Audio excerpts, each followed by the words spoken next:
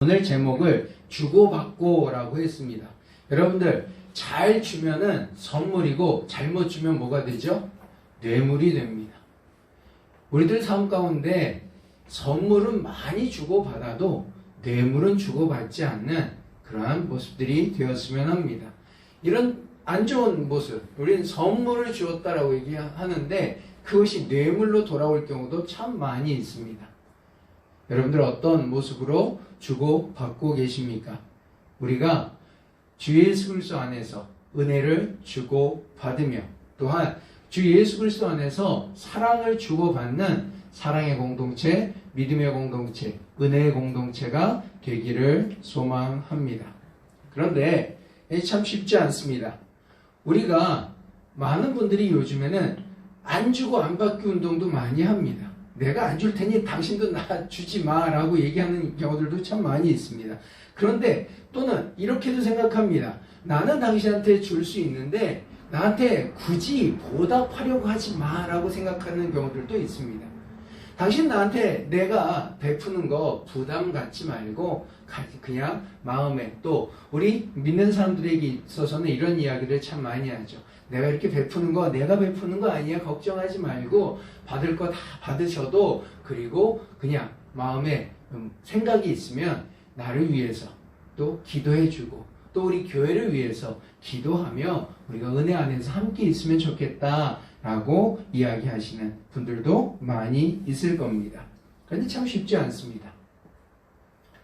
주면은 언젠가는 또 뭔가가 받아야 된다. 그러니까 내가 받으면은 뭔가 언젠가는 줘야 된다라고 생각하는 일들이 참 있습니다. 그것이 뭐가 있습니까? 가장 가깝게는 우리가 추고이금 또는 조이금. 이거는 내가 당신의 그 기쁨과 슬픔에 함께 한다라는 의미로 어떤 면에서는 또 그 일을 잘 치르기 위해서 보탬이 되는, 도움이 되는 일인데, 이것이 어떤 면에서는 우리에게 또는 개인에게 부담이 되는 일들이 참 많이 있습니다. 이런 경우를 통해서 우리들은 이 관계가 끈끈해진다라고도 얘기할 수 있지만, 그러나 어떤 면에서는 주고받는 것, 관계를 맺는 것 참 쉽지 않다라고 생각이 듭니다. 저도 아직까지 그 봉투를 이렇게 잔뜩 가지고 있습니다. 이 봉투가 어떤 봉투냐면은 저희 아버님이 그 소천하셨을 때 뭐 함께 해주셨던 분들, 그분들의 이름을 가진 봉투입니다. 아직도 가지고 있어요. 물론 지금 그런 어떤 연락을 하시는 분들이 많지는 않지만은 그래도 이분들한테 어떻게 보답을 할까 생각하면서 좀 가지고는 있는데, 그 모든 분들께 이 자리를 빌어서 다시 한번 감사드리고 또한 그분들에게 하나님의 은혜가 넘치기를 소망합니다.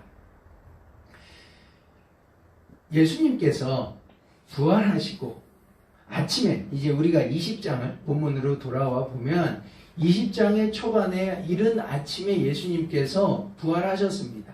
부활하신 그 자리에 가봤더니 막달라 마리아 또 여러 제자들이 그 자리에 가봤더니 그 자리가 비어있던 것을 확인하게 됩니다. 그 비어있던 곳에 예수님이 안 계시고, 또 마리아는 예수님을 만나고 제자들에게 알렸음에도 불구하고 오전과 오후의 시간이 이들에게는 불안의 시간, 두려움의 시간으로 다가옵니다. 그리고 안식 후 첫날, 오늘 본문에 있는 말씀처럼 안식 후 첫날 저녁 때에 제자들이 모여 있는데, 물론 몇몇은 빠져 있습니다만 제자들이 모여 있는 이 순간에 예수님께서 오십니다. 자, 이들은 어떤 마음을 가지고 있습니까? 이들은 첫 번째로는 두려움의 마음을 가지고 있습니다. 이 두려움을 해소하는 것이 먼저 해야 될 일입니다. 어떤 일을 우리가 행할 때에도 마음에 두려움이 있으면 솔직히는 앞으로 나아가기가 쉽지 않습니다. 어린 아이들이 걸음마를 할 때 첫 발을 뛰고 그 다음에 계속해서 넘어지지 않고 걸을 때까지는 굉장히 많은 두려움도 있고 많은 실패도 있습니다. 그런데 어릴 때는 몰랐던 그 실패의 감정이 커서는 더 커집니다. 내가 어떤 일을 했을 경우에 실패의 경험이 많습니까? 아니면은 성공의 경험이 많습니까? 성공의 경험이 많으신 분들은 그 실패의 경험을 이겨나가서 그 두려움을 이기고 앞으로 나아갈 수 있습니다. 그런데 성공의 경험보다는 실패의 경험이 많으신 분들은 앞으로 나가는 것이 쉽지 않습니다. 왜? 나의 경험상, 나의 삶 속에서 두려움이, 실패에 대한 두려움이 있기에 새로운 곳에 도전하는 것이 쉽지 않습니다. 그래서 우리가 뭔가를 하려고 할 때는 두려움을 먼저 없애야 합니다. 제자들도 사람들에게 있어서 두려움이 있습니다. 아, 내가 여태까지 믿던 예수님이 반역죄인으로, 또 내가 여태까지 따랐던 예수님이 십자가에 처형을 당했어. 그런데 이제는 그 시체까지도 사라져. 본 사람도 있고 또 만난 사람도 있지만 그것이 아직 내 귀에 들어오지 않습니다. 내 마음에 들어오지 않습니다. 결국 우리는 그 두려움이 없어야, 그 두려움이 해소가 되어야 우리가 삶을 두려움 없이 담대하게 살아갈 수 있습니다. 예수님께서 제자들에게 처음으로 그들에게 주신 것이 무엇이 있습니까? 평강을 허락하십니다. 당신들의 마음에, 여기 보십시오. 자, 19절 마지막입니다. 문을 닫았더니 예수께서 오사 가운데 서서 이르시되 너희에게 평강이 있을지어다. 두려움에 떨고 있는 사람들 가운데 문을 꼭꼭 잠그고 있는 그들에게 있어서 평강이 있을지어다. 너희들 마음에 평화가 있을지어다. 두려움이 없게 하십시오. 당신들 이제 더 이상 두려워하지 마십시오. 라고 이야기를 해주십니다. 그리고 또 하나가 있습니다. 이 말씀을 하시고 20절에 보니까 손과 옆구리를 보이시니 제자들이 주를 보고 기뻐하더라. 어떤 면에서는 처음에는 영이 나타나서 더 두려워할 수도 있습니다. 아, 예수님이다. 그런데 예수님이 영이다. 소위 우리말로 얘기하면은 귀신이다라는 거죠. 그런데 예수님께서 손에 박히신 못자국과 창에 찔리신 옆구리를 보이신, 아, 우리 예수님이 영이 아니라 육신으로 우리에게 오셨구나라고 하는 것을 보여주신다라는 것. 잠깐 중간을 뛰어넘어서 우리 22절을 한번 보겠습니다. 22절에 이렇게 기록되어 있습니다. 이 말씀을 하시고 그들을 향하사 숨을 내쉬며 이르시되 성령을 받으라. 숨을 내쉬면서 성령을 받으라 라고 얘기하는 말씀에 우리들은 성경을 그래도 전체적으로 한 번 정도를 다 읽으신 분들은 아마 창세기를 생각하실 겁니다. 근데 괜찮습니다. 안 읽으신 분들도 또는 기억 못 하시는 분들도 괜찮습니다. 창세기에 보면은 하나님께서 사람들을 만드시고 그 코에 생기를 불어넣어 생명이 되었다라고 기록되어 있습니다. 즉 하나님께서 사람을, 육신을 흙으로 만드신 이후에 그 흙에 대한 것이 영이 없어서, 하나님의 영이 없어서 그냥 고깃덩어리 프레쉬로 되어 있던 그것을 다 제하시고 그 안에 하나님의 영을 불어넣어 주셔서 완전히 하나님의 영의 사람이 되었다라고 기록하고 있는 겁니다.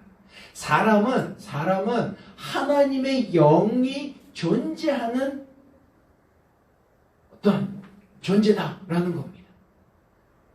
사람이라고 하는 것이 그냥 피를 흘리고 육체만 있는 것이 아니라는 겁니다. 우리들은 하나님의 영이 존재하는 그러한 하나님의 피조물이다라고 하는 것을 창세기에서도 이야기하고 계시지만 우리 하나님께서 우리에게 보내주신 구원자 예수 그리스도께서 이제 새로운 삶에 새로운 모든 것들을 여시는 그 처음에 하시는 것이, 그 제자들에게 하시는 것이 무엇이냐? 내가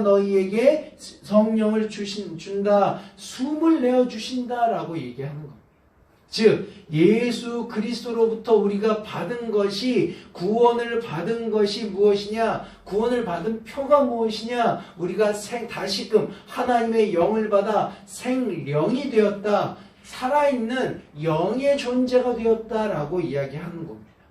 그래서 영적인 것이 아니라, 눈에 보이는 것, 손에 만질 수 없는 것이 아니라, 우리가 살아있지만 손을 만질 수도 있지만 모든 존재와는 다르게 하나님의 영을 받은 존재다라고 하는 것을 꼭 기억하시기 바랍니다. 예수 그리스도께서 이와 같이 제자들에게 그런 능력, 그렇게 당신들은 이제 성령을 통해서 하나님의 영의 사람이 되었습니다 라고 이야기를 하고 있습니다.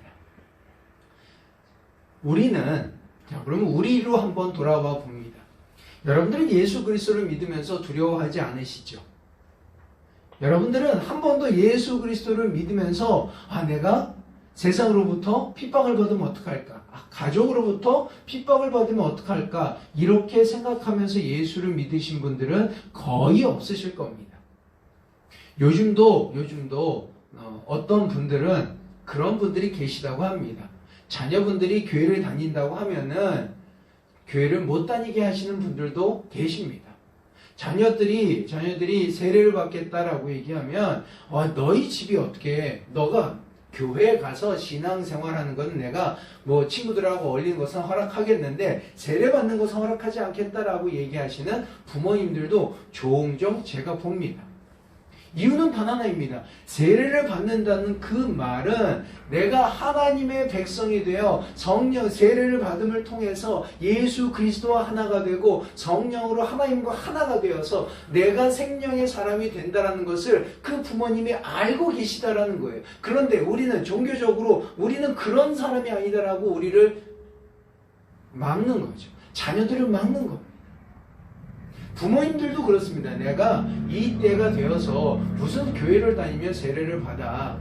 내가 여태까지 우리 집안은 다 대대로 불교 집안인데 내가 교회 가면 좋은 거 아는데, 교회 가서 목사가 이야기하는 소리를 웬만큼 들어봐서 아는데 그래도 이때 내가 뭘 해? 라고 하며 삶에 있어서의 두려움을 가지고 계신 분들도 종종 있습니다. 그런 두려움을, 삶에 있어서 믿음을 가지고 살아가는 데 있어서의 두려움을 우리는 예수 그리스도께서, 부활하신 예수 그리스도께서 그 모든 것들을 해결해 주신다라는 겁니다. 그리고 우리에게 성령을 주신다라는 겁니다. 오늘은 오순절입니다. 예수 그리스도께서 부활하시고 승천하신 이후에, 그리고 나서 이제 성령을 받았다라고 하는 오순절입니다. 성령 강림 주일로 우리는 지킵니다. 이 성령 강림 주일에 우리가 기억해야 할 것은, 성령을 받았다라고 얘기하는 그 의미는, 그 말은 내가 예수 그리스도를 알고 성령을 받은과 동시에 하나님을 알고 그리스도를 알고 그리스도께서 나에게 어떠한 역사를 이루셨는지, 나를 위해 어떠한 역사를 이루셨는지를 아는 그런 순간이 됩니다. 그래서 그 아는 것을 담대하게 드러낼 수 있는 두려움이 없는 하나님의 백성이 된다라는 것을 우리는 기억해야 합니다. 그것의 증거가 사도행전에 나와 있고, 그것의 증거가 바로 우리 선원목자교회 성도님들이다라는 것을 꼭 기억해 주시기 바랍니다. 보십시오. 두 번째로 예수님께서 그러니까 우리에게 주시는 것이, 부활하신 예수님께서 성령을 주시면서 우리에게 허락하시는 것이 무엇입니까? 우리 21절 다 같이 다시 한번 읽겠습니다. 21절의 말씀입니다. 한 목소리로 읽습니다. 시작. 예수께서 또 이르시되 너희에게 평강이 있을지어다. 아버지께서 나를 보내신 것 같이 나도 너희를 보내노라. 아멘. 자, 보세요. 우리가 예수 그리스도를 믿고 또 성령을 받아 하나님의 백성이 되었고, 성령을 통해서 그리스도께서 하신 그 모든 역사들을 우리가 알게 되었습니다. 그리스도께서 하신 모든 역사들을 깨닫게 되었습니다. 그리스도께서 하신 모든 말씀들을 우리가 깨닫고 이해하고 또 그 안에서 하나님께 영광 돌리는 하나님의 생명의 존재가 되었습니다. 그런데 여기서 중요한 부분이 무엇이냐? 주님께서 나에게 오시고 하나님의 영광을 드러내는 존재로 만드셨는데 나에게 세상으로 그렇게 살아갈 수 있도록 하는 존재로 세상에 보내셨다는 겁니다. 다시 한번 두려움에 대한 것을 해소해 주십니다. 지금 우리가 예수님이 없어요. 예수님을 만날 수 없어요. 예수님이 돌아가셨어요. 거기에 대한 세상이 나를 잡아서 똑같이 십자가에 못 박혀 죽게 하는 그런 모습에 상상하며 두려움에 떨고 감옥 안에 또는 이 골방 안에 갇혀져 있는 사람들에게 예수님이 오셔서 두려워하지 마. 괜찮아. 두려워하지 마. 나와 함께 있으면 너희가 두려움이 없어. 괜찮아. 평안을 허락하셨습니다. 그런데 이제 다시 한번 평안을 주시면서 내가 하나님의 보내심을 받은 것처럼 여러분도 너희들도 세상에 보낸다라는 겁니다.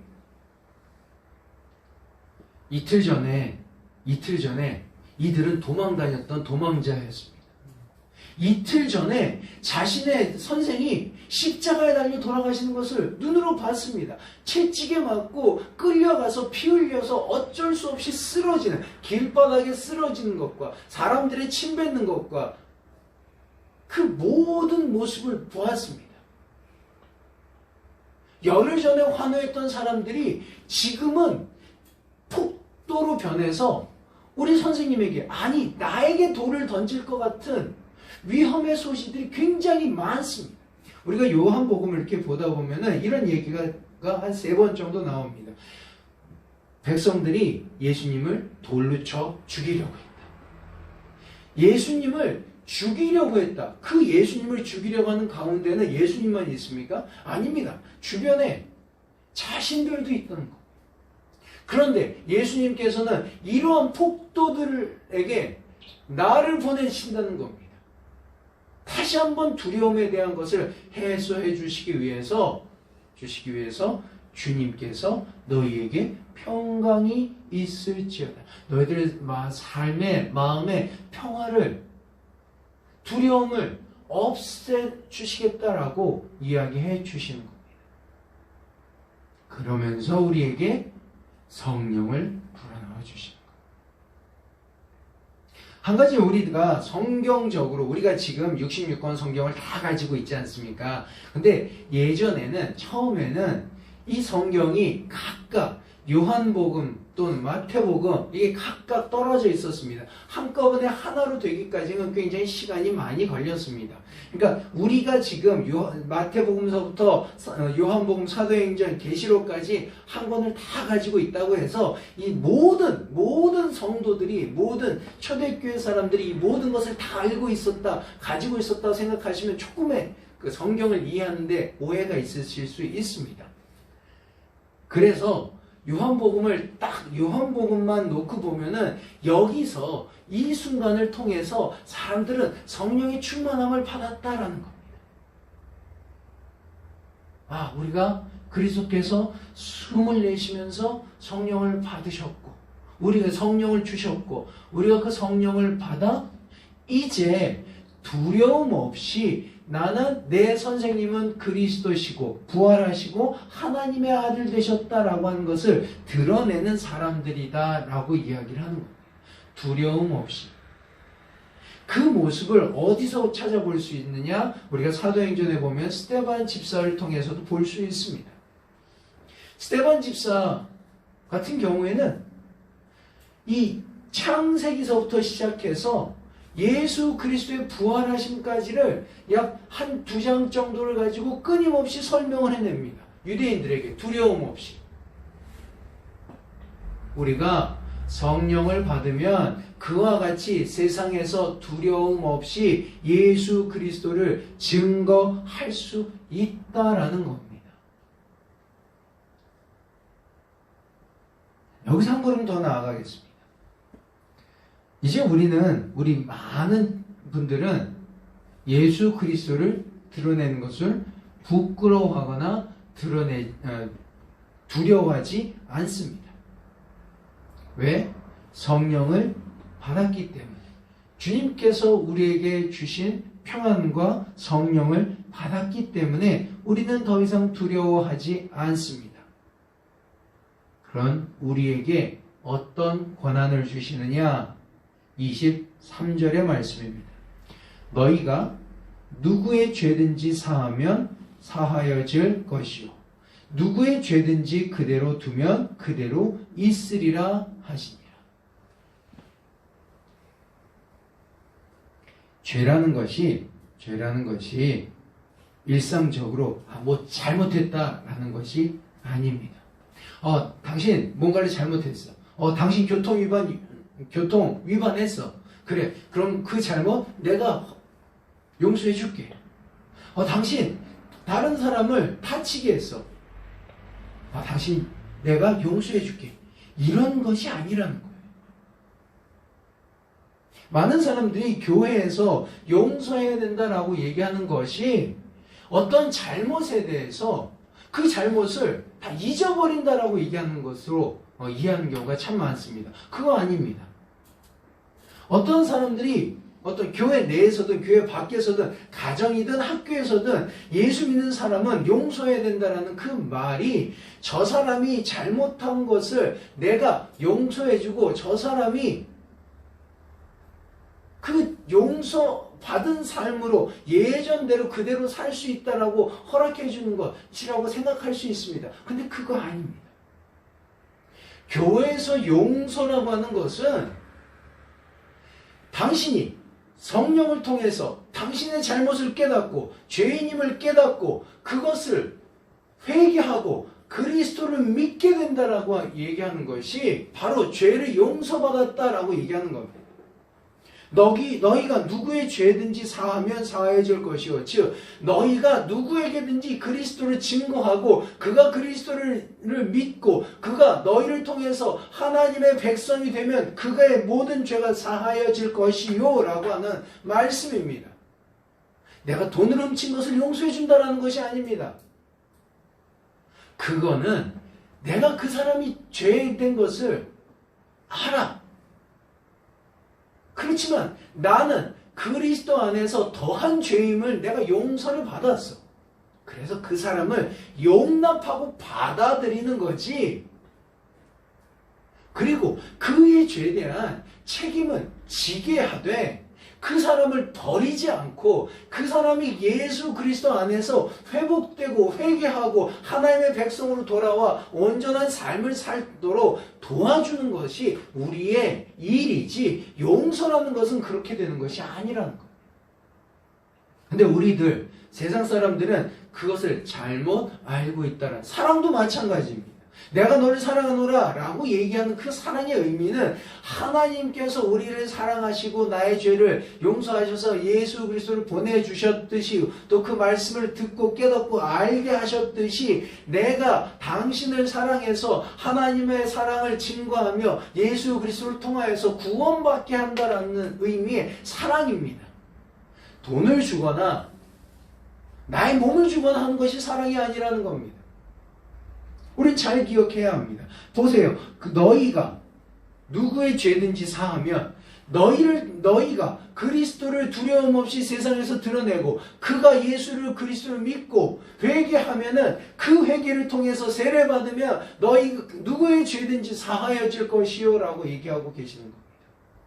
그런데 누구의 죄든지 그대로 두면 우리가 예수 그리스도를 증거합니다. 예수 그리스도의 성령 받은 대로 보내심을 받은 대로 세상에서 그리스도인으로서 살아갑니다. 그런 그 삶을 통해서 예수 그리스도를 드러내고 있는데 그 사람이 예수 그리스도를 거부해요. 강제로 앉혀다 교회에 갖다 놔도 말씀을 듣는 곳에 갖다 놔도 그가 그 말씀을 듣질 않아요. 그러면 그 죄가 그대로 있다라는 의미입니다. 어떻게 해야 한대요? 그 누구의 죄든지 그대로 두면 내 힘으로 안 돼서 그대로 둘 수밖에 없어요. 그럼 그대로 있다라는 거예요. 우리가 기도해야 됩니다, 전도해야 됩니다 라고 하는 의미는 이 사람이 이렇게 강팍한 마음에 주님께서 어떻게든지 손을 좀 대주셔서 그의 강팍한 마음에 그리스도의 은혜가 조금이라도 들어갈 수 있도록 해달라고 이야기하는 것이고, 그게 전도 중에 하나입니다. 그게 그리스도의 은혜를 나누는 겁니다.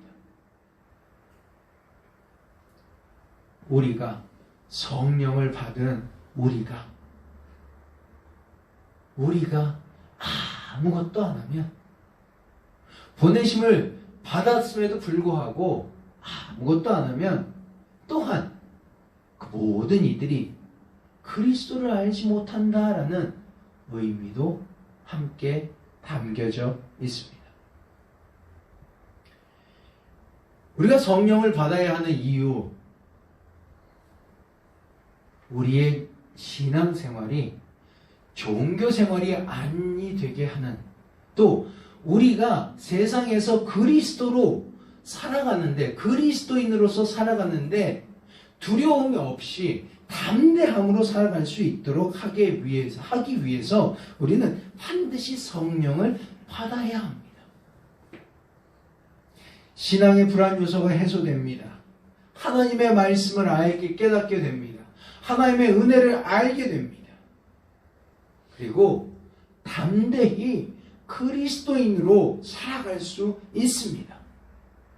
성경에서는 세상을 대적한다라는 말로 쓰여져 있습니다.